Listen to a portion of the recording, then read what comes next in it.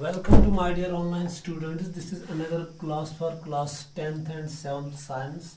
And you know that in the previous class, or I can say in the last class, we have completed up to the characteristics of the image formed in a plane mirror, and we have also discussed uses of the plane mirror.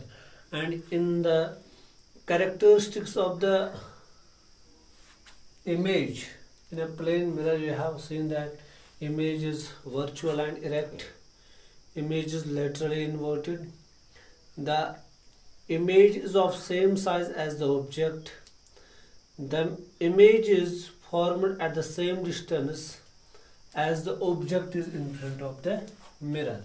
These are the characteristics of the image formed in a plane mirror. I will again explain.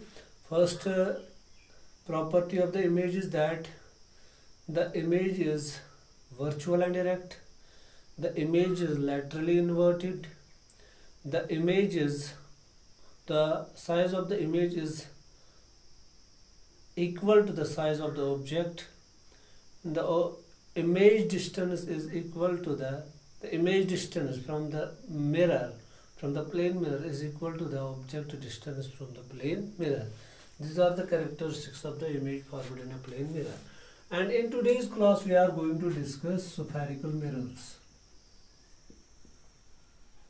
We are going to discuss spherical mirrors. What are spherical mirrors?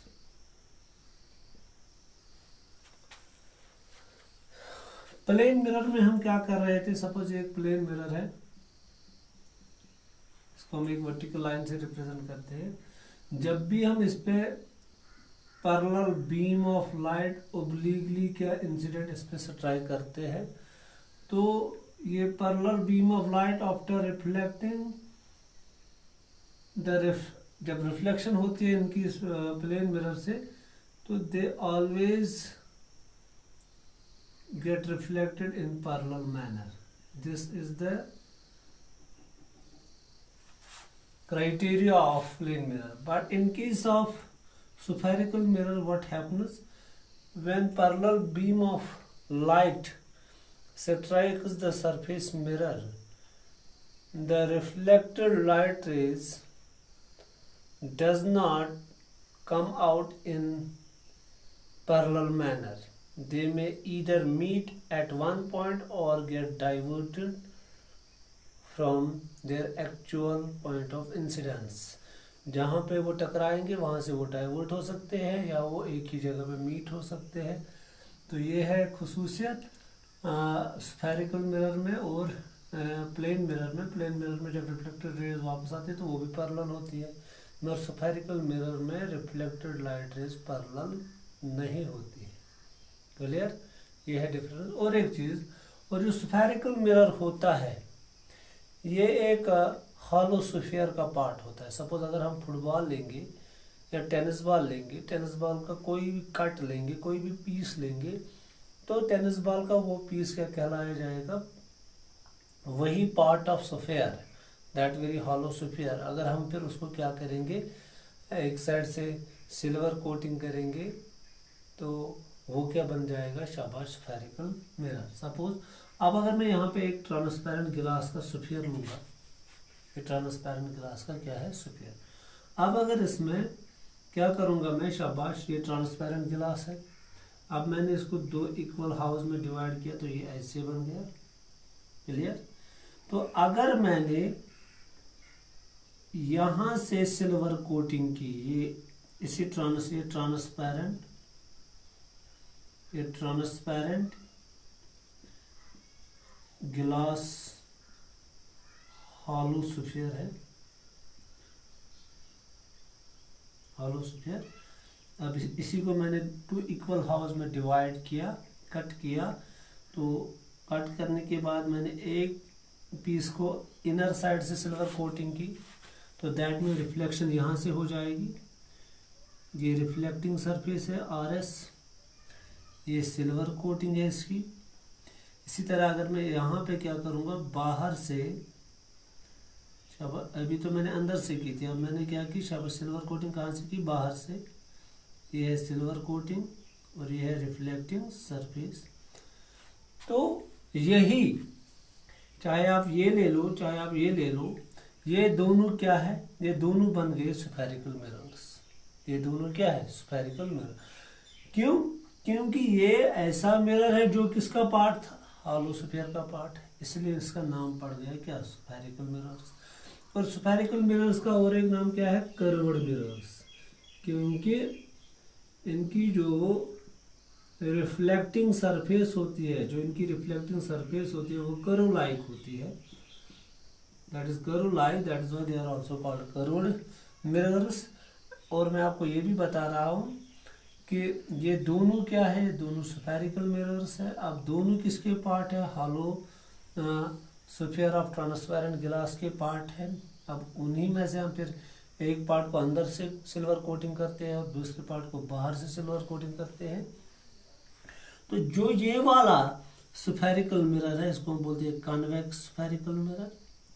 Spherical में इसको हम क्या बोलते हैं, concave spherical mirror. ये आपको यहाँ पे समझना है। तो सीधी सी बात है, कनकेव, केव मतलब क्या हो गया, गुफा, क्योंकि यहाँ पे रिफ्लेक्टिंग सरफेस इनर साइड में है, केव के साइड में है, इसलिए इसका नाम रखा गया कनकेव। और यहाँ पे रिफ्लेक्टिंग सरफेस बाहर की ओर से है, बल्जिंग आउट सरफेस में है, तो इसको हम क्या बोलते हैं, convex spherical mirror.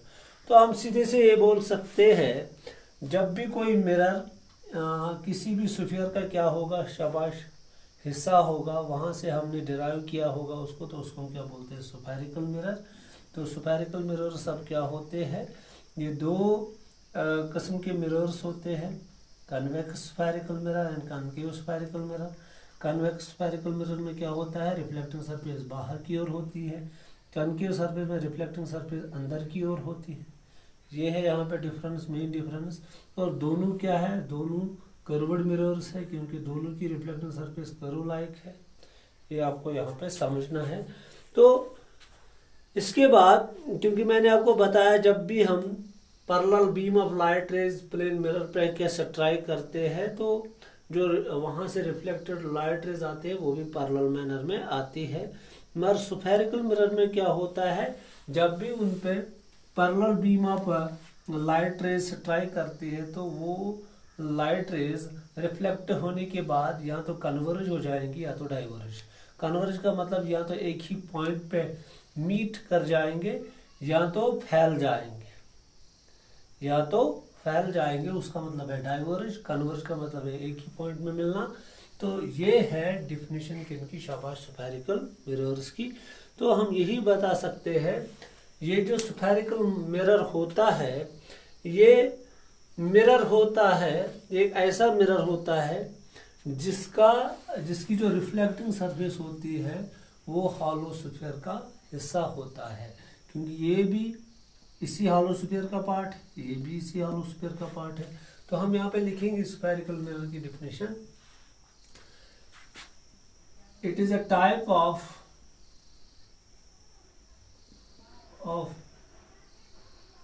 Mirror,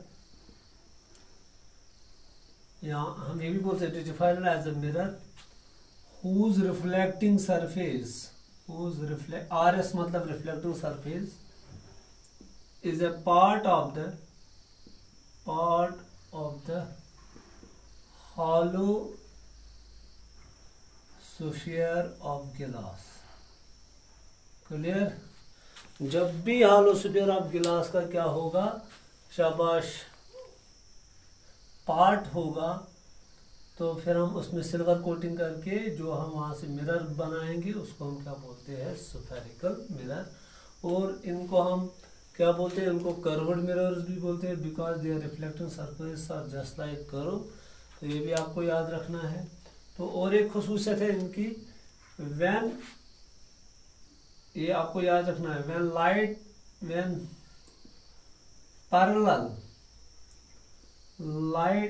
parallel beam of light, beam आपको पता है ये एक ग्रुप होता है लाइट रेज का, when parallel beam of light rays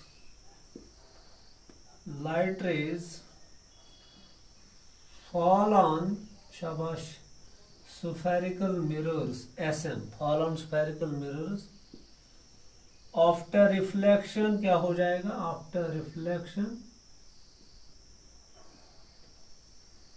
they may get either converged या तो वो कन्वर्ज हो जाएंगे और डाइवर्जड वो आपको आगे समझ आ जाएगा। तो अब आपको बनाना है ये अब क्या कौन सा मिरर हो गया, ये हो गया कन्वेक्स मिरर जिसमें कन्वेक्स मिरर, और ये क्या है, ये है कनकेव मिरर। अब आपको खुद समझना है कि कन्वेक्स क्या होता है और कनकेव क्या होता है। कनकेव मिरर वो मिरर होता है वो स्फेरिकल